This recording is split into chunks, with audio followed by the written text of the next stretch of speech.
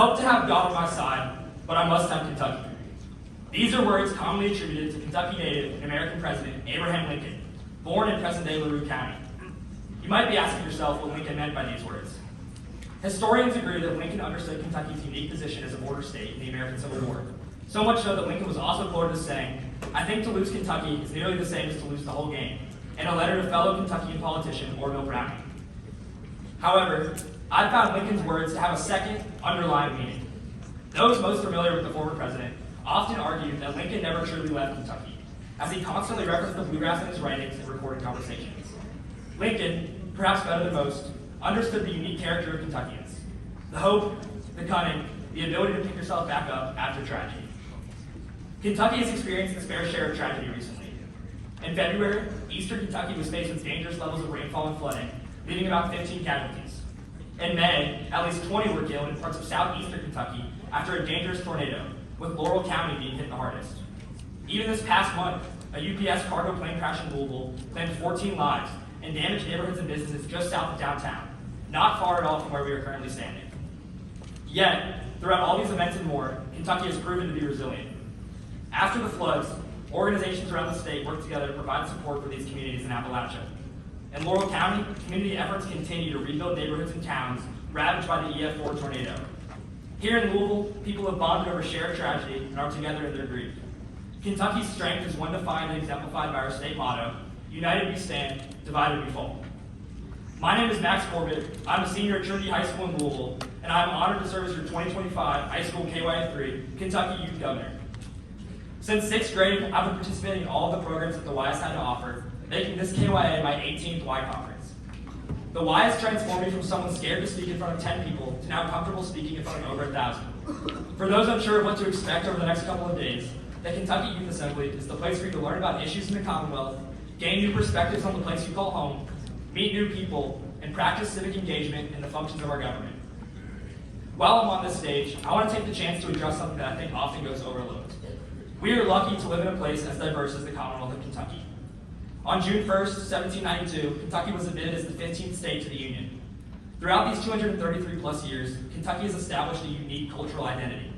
Before I elaborate on that, I want you all to take a minute and visualize what you think of when you think of Kentucky.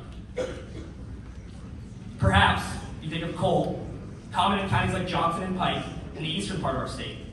Kentucky is defined by coal, which has helped power our state throughout its entire existence. Maybe you think of caves and natural beauty found in southern portions of our state, in counties like Barron and Edmonson, and providing valuable economic profits for Kentucky. Maybe, and I think these will be the most common answers, you think of distilleries and thoroughbreds, which create an identity unique to the region in counties like Fayette and Nelson. Maybe you think of the Wildcats, or the Cardinals. Maybe you think of the Ohio River. Maybe you think of Kentucky's pre-United States history and those that occupied this land before us. Here's the truth. None of these answers are right on their own. Kentucky is a unique combination of all of these things and much more. If you feel one of these factors does not describe our state, you haven't seen enough of it. In the past, I've been overly critical of Kentucky.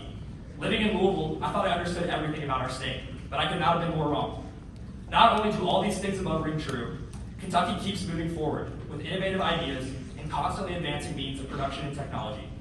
It takes a certain kind of place to produce the wide variety of things down here.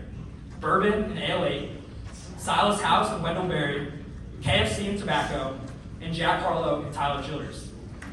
I want to encourage you all to be open to what Kentucky has to offer and to celebrate our cultural diversity. This is home, and we are all Kentuckians. It's time to step out of that comfort bubble of what you think you might know about Kentucky and meet people from counties and towns you've probably never even heard of. Take it from me. The lessons you learn at this conference and the people you meet are the ones you will carry with you for the rest of your lives. For example, Ann Pike, my chief of staff, was someone I met my freshman year, and we are still friends today, so much so that we are now serving on the same presiding officer team. Look around you. Any one of these people could be a key part of your life going forward. Whether you're a freshman or a senior, there are lessons to be learned here. Approach the next couple of days with an open mind, and this conference will leave a lifelong impact.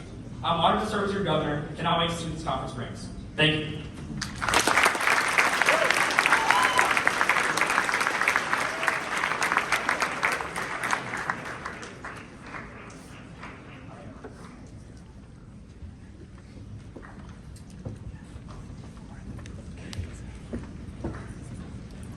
In addition to the presiding officers on stage, Each of your program areas are only possible with the additional leadership provided by our supporting officers.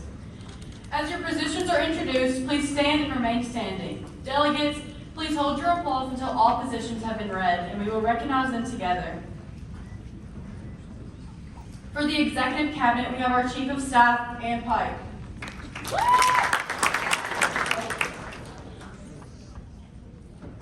Cabinet Secretaries and Registrar. For the Supreme Court, we have our Supreme Court Justices and Clerk of the Supreme Court.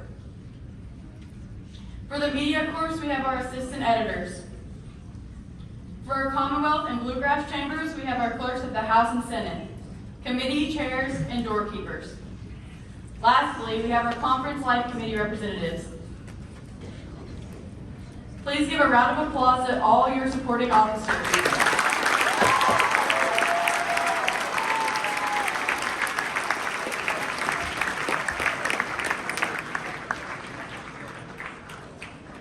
It's my pleasure to introduce your Chief Justice, who will administrate the legislative and judicial oath of office.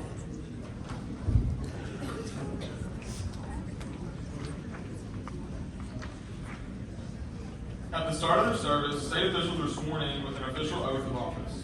Just as the PO class before you was sworn in upon your election, we will now swear in our newest class of KY state officials. Will all members of the House of Representatives, both Bluegrass and Commonwealth, please rise and remain standing. So if your tag says house on it, stand up. Stand up. There should be a lot more of you.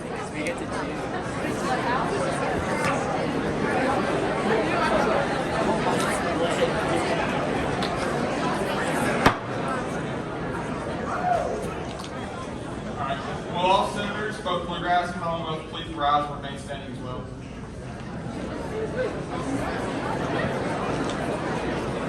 Will the justices of the Supreme Court please rise and remain standing?